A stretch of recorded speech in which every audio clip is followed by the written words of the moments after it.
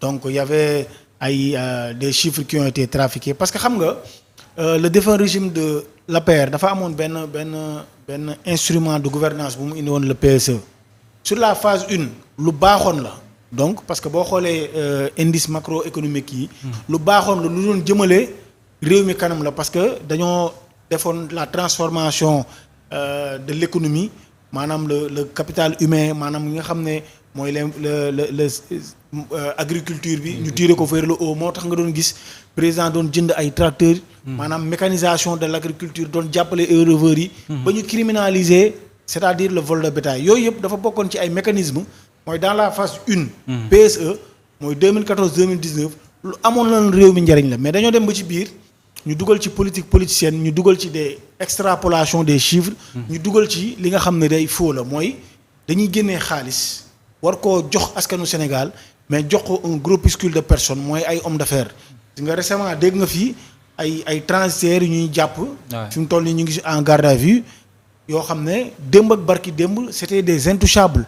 ñu leen toppee ay 26 milliards dégg nga fi benn directeur société boo xam ne da doon liggéey ak état bi Locafrique parce que c'est une information d'intérêt public donc mi ngi ci yoon Khadim Babou Locafrique ak keneen koo xam ne ñu ngi leen toppee ay 315 milliards donc te ñooñu asaka la ci ñi ñu war a topp am na ci ay yeneen homme d'affaires am na ci ay yeneen entrepreneur am na ci ñeneen ñoo xam ne dañoo frauder douane ay hauteur de plus de 100 milliards te ñooñu ñëpp incha allah yoon dina leen woo parce que Mohamed yow ak ñi ñuy seetaan xam nañ ne transit c'est-à-dire mënoo nekk homme d'affaires ñun ñëpp ci secteur privé lañ nekk mun nga am des affaires florissantes mais boo ko tegee ci yoon yow xam nga ay transitaires man xam naa ay transitaires ñii seetaan forcément am na ci ay transitaires donc boo yemee ci transit def nga yem ci sa commission wax dëgg yàlla du jour au lendemain tu peux pas être milliardaire mais da ngay gis keneen bi ñu jàpp noonu Badou Ndiaye boo demee fii là je te donne une information en exclusivité boo demee fii Mbao tabax maanaam samp na fa benn usine diwlin boo xam ne mais c'est indécent même les grands industriels comme ay Sénico wala ñeneen ak ñeneen c'est-à-dire ils n'ont pas les capacités de mettre en place une telle industrie te nga nekk transitaire c'est-à-dire jël ay bergeries yoo xam ne ay laadum ñoo fa nekk nga leen di climatiser jënd ay split 3 chevaux même Sonacos amul possibilité boobu maanaam munoo nekk transit te munoo nekk transitaire boo xam ne bu nekkoon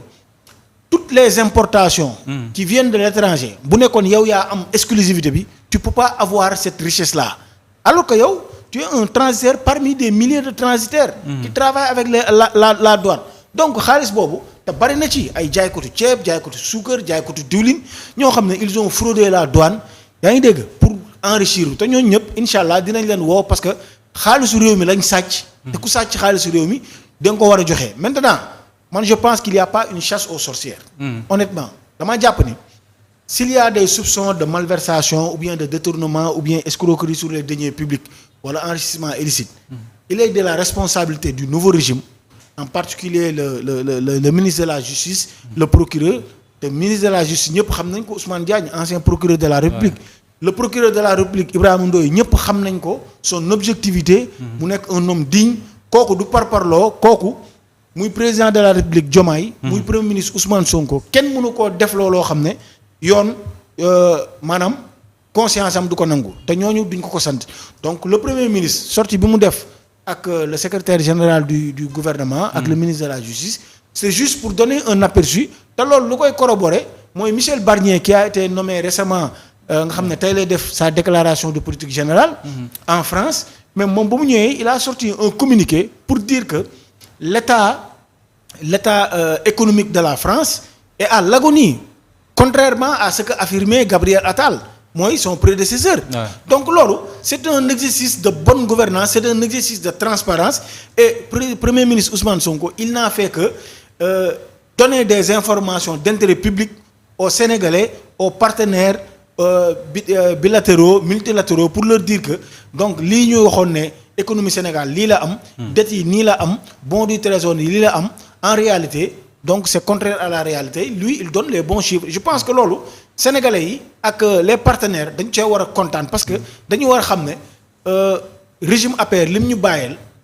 ak lim ñu annoncé woon wax dëgg yàlla bokkul te loolu ñun ñëpp dañ cee war a jaaju pour mën a defar réew mi. pour mën a defar réew mais am na ñu bëri Lass Badiane bu ñu gisee sorti premier ministre Ousmane Sonko dañ ne moom nekkutoon la personne habilitée wala la personne indiquée pour mu def li nga xam te moo di sorti bi am na ñu ne sax waroon nañu xaar cour de contrôle yi ñu def ko à sa place est-ce que ñooñu tamit du ñu am raison. waaw non xam nga ñooñu peut-être ku ci nekk xam nga réew mi dañoo nekk ci démocratie. ku ci nekk mun ngaa wax sa xalaat mun ngaa wax li nga sentir. Mais je vous ai donné tout à l'heure l'exemple du Premier ministre français Michel Barnier. Donc, qui est la personne la plus habilitée que le Premier ministre entrant, nga xam ne moom moo war a dérouler la politique de la France pour donner des bons chiffres par rapport à son prédécesseur. Donc, li ñu accepté Michel Barnier, le Premier ministre français, moom lañ bañal le Premier ministre Ousmane Sonko. Michel Barnier lan la ëppale le Premier ministre Ousmane Sonko. Nous sommes dans une république. La France est une république souveraine, est une nation souveraine. Le Sénégal est une république souveraine, est une nation souveraine. Donc li tënk prérogatives yi Premier ministre France am, ce sont les mêmes prérogatives que détient le Premier ministre Ousmane Sonko. Donc encore une fois, c'est un exercice de transparence, c'est un exercice de bonne gouvernance parce que ñun ci suñu politique, le président de la République Bassirou Diomaye Faye, première adresse à la nation dafa wax ne devoir de transparence dafa nekk ci leitmotiv de sa gouvernance entre 2024 ak 2029 mooy c'est ainsi qu'il avait demandé la publication de tous les rapports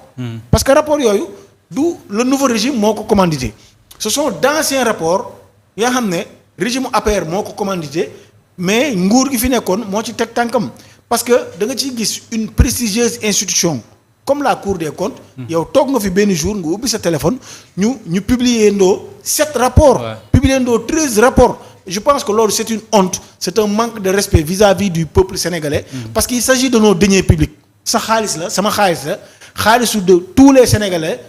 partout où ils sont donc bu ñu la dénkee nga war a gérer donc à la fin de l'année budgétaire war nañ def audit pour ñu war a xam ne Lass Badiane mii liñ ko jox. ndax yor na ko yorin bu ñoŋ bu ko yorul yorin bu ñoŋ rapport bi génnee ko bu ko incriminer donc mu dem chambre de discipline financière bu mu nee rembourser mu rembourser mi nga xam ne mënul rembourser nag ñu yóbbu ko ci justice def liggéeyam te ñun wax dëgg yàlla beneen information de taille bi may jox les Sénégalais. mooy on n'est pas venu pour enfermer des gens à la prison ñun ñëwuñu fi pour tëj ay nit prison li ñu tax a jóg mooy képp koo xam ne yoon wax na ne. Tu as commis des malversations financières dans ta gestion. wala nga def fraude douanière wala nga def faux usage de faux. wala nga def leneen loo xam ne yoon da koy tere li ñu bëgg mooy xaalis sénégalais yi nga xam ne da nga koo jël te yoon. wala rapport incriminé la nga delloo ko xaalis bi parce que ñun amuñu xolu jël kenn di ko tëj kaso parce que du sunu yittee wax nga ko sànq. les priorités sont ailleurs et les priorités sont nombreuses. migration clandestine bi irrégulière mi ngi fii. le coût de la vie Mohamed. dëkk bi dafa metti dëkk bi dafa xeere. ñëpp xam nañ ne père de famille yi mère de famille yi ñiy dugg ci marché yi xam nañ ne jamono ji neexul. li nga doon joxe dépense boo ci yemee. sa soxna wala sa rakk bu jigéen wala sa mag bu demee marché bu nduggee bu ñëw da ngay foog ne daa dóor sa xaalis fekk marché bi moo neexul donc urgence yooyu moom la le nouveau régime et le gouvernement sous la conduite du premier ministre Ousmane Sonko ñëw pour saafara parce que jeunes yi dañoo sonn. parce que boo gisee mu am un changement systémique pour la première fois dans l'histoire politique du Sénégal qu'un candidat de l'opposition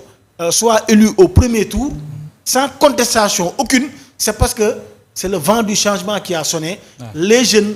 les femmes ont voulu ce changement te ñun incha allah yaakaar bi nga xam ne dañ koo def ci ñun. Lass Badiane ak ñi mu àndal ak le premier ministre Ousmane Sonko ak le président Diomaye yaakaar boobu ñaanuñu yàlla tas ko dañoo bëgg defar réew mi ku nekk gis sa bopp incha allah. alors ñu des ba léegi ci reddition des comptes Lass Badiane gis nañu ay anciens ministres yoo xamante ne. rapport da leen a jàpp ñu gis nañ fi aussi rapport kuddu ak li nga xamante ne moom mooy rapport affaire Prodac les 1000 milliards Covid bi mais ba léegi gisaguñ ñi mu concerné carrément ñu woo leen am na si ñoo xamante ne sax jot nañu génn réew mi ku ci mel ni Mame Mbaye Niang lan mooy expliquer yéexaay boobu. waaw d'accord xam nga avant dañ doon wax ne le temps de la justice n'est pas celui des hommes. parce que nous ce que nous avons adopté comme stratégie. mooy nous on évite de faire de la chasse aux sorcières mooy. bugguñu singili nit bugguñu topp nit parce que suñu adversaire politique la. ñun lépp lu ñuy def dañ koo bëgg basé ci droit maanaam loo xam ne yoon da koo nangu du ñu am ay maanaam ñu njort ne diw dafa sàcc rek diw dafa enrichir rek maanaam ñu wax procureur mu woo la déedéet procureur balaa mu laa woo day basé wu ci un rapport wala day basé wu sur des faits factuels. mais rapport yooyu existé na la. waaw rapport yooyu existé na mais lépp comme li ma la waxee le temps de la justice n'est pas celui des hommes surtout des hommes politiques. donc ñun li ma la wax mooy le président de la République et le gouvernement sous la houlette du premier ministre Ousmane Sonko. Ouais. s'attelle à régler les difficultés auxquelles sont confrontés nos compatriotes. yaa ngi dégg jafe-jafe yi nekk ci réew mi dafa bari donc ñun foofu lañu def focus maintenant parallèlement institution bu ci nekk rôle bi nga am responsabilité bi nga am di nga ko mottali. mooy le ministre de la justice fera son travail est en train de faire son travail képp koo xam ne rapport jàpp na la dinañ la convoquer boo joxee des arguments. boo waree rembourser nga rembourser bu nekkee mënoo rembourser su boobaa nag ñu yóbbu la dans les autres juridictions nga xam ne su boobaa dañ lay attee mais ñun li ñu tax a jóg mooy régler les priorités parce que fii may wax ak yow nawet bi mi ngi jeex. donc gerte gi mi ngi waaj a ñor dugub bi mi ngi waaj a ñor donc bu paree campagne arachidière bi day ubbi. ay milliards nous avons besoin des centaines de milliards pour nga xam ne li amoon ay bons li nga xam ne néew di doole yi baykat yi. dañ doon jël seen gerte yóbbu ko ci seko yi. yaa ngi dégg te duñ leen fay. léegi ñun li ñu bëgg mooy bu ñu ñorlee ba déq ba naaf ba bàcc ba bees ku ci nekk boo defee gerte sa saaku boo ko yóbbee ci seko yi maanaam. ñu mën la jox sa xaalis nga mën a lijjanti leneen. parce que ñun option bi ñu jël mooy dooleel agriculture mooy bëggatuñu baykat yi di yem rek ci mbayum nawet dañoo bëgg ñuy bay nawet ak noor. parce que le moteur de la croissance ñun jàpp nañ ne agriculture la c'est le secteur primaire. mooy agriculture élevage ak industrialisation te loolu ci loolu lañ nekk mais parallèlement yoon mi ngi def liggéeyam xëy na dafa am ñenn ñoo xam ne dañoo yàkkamti mais ñun yàkkamtiwuñu parce que amuñu haine vis-à-vis de qui que ce soit amuñu vengeance boo xam ne dañ koo war a teg suñuy adversaire politique. bu nekkee rapport daf leen jàpp yoon dina leen woo incha allah ñoom ñu dem défendre seen bopp. yoon dina leen woo incha allah ñu dem défendre seen bopp mais tey dañuy des ci reddition des comptes y a pas que les politiciens yi nga xamante ne ñoom ñoo war a rendre compte à côté am na ay hommes d'affaires ay entrepreneurs yenn ci sa récente publication am na koo junj ku ci mel ni Aziz Ndiaye nga ne soo moytuwul fii ak fan yu néew yu jëm yoon dina ko woolu lu jëm ci mbiru taxe douanière yi ni mel. waaw mais xam nga lan mooy yuqub information bi carrément. ak non xam nga sànq ba ma lay wax. dama la ne Badou Ndiaye. Badou Ndiaye Tivaouane la dëkk. waaw transfert la xam naa ko. këram ak kër Aziz Ndiaye fi mu nekk soriwul. donc dama la ne boo yemee ci liggéey transit. man gis naa sumay grand yoo xam ne ils ont fait 35 ans comme transitaire. c'est-à-dire mënuñu am xaalis bu ne gàññ parce que boo tegoo